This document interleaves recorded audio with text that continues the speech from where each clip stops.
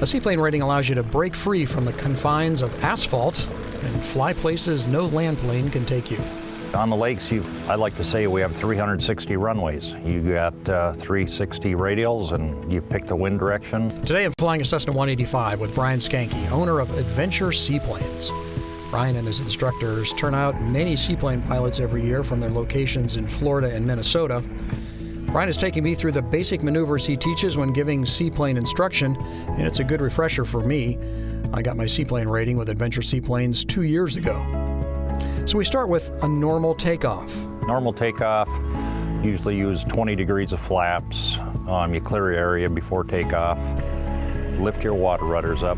Hold that all the way back, going to full power now.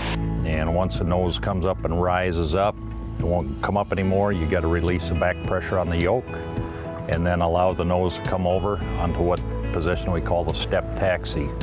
And at that point, the airplane will accelerate on we call the slippery spot or the sweet spot of the float. And at about 45 to 50 knots, this Cessna will fly right off the water on its own.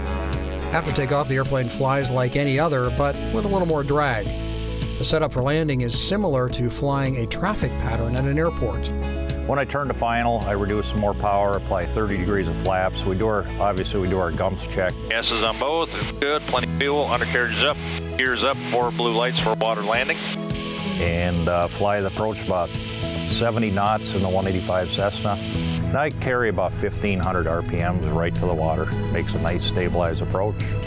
Fly it down to ground effect 10, 15 feet above the water, level it off, bleed off an extra 15 mile per hour airspeed, and then as you start slowing down, you raise the nose about 5-degree pitch up landing for touchdown. As part of the training, you also learn Glassy water procedures. When you got no wind reference on the water, it's very hard for depth perception, almost like looking down into a mirror at times. So in that case, you don't know when to flare. So the technique we use for glassy water is we make a low approach over a shoreline, and we like to call that shoreline the LVR, or last visual reference point.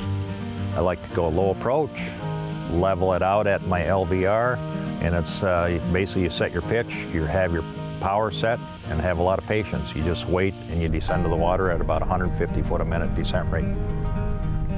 As you touch water, there's quite a bit extra drag on smooth water, so you got to be prepared for that when you touch down, not to let the nose go forward. For seaplane students, once you master the techniques, you can schedule your check ride. No written exam required, and the whole rating can be done in just a few days. And I like to figure about 6 to 8 hours in order to cover a good average float rating.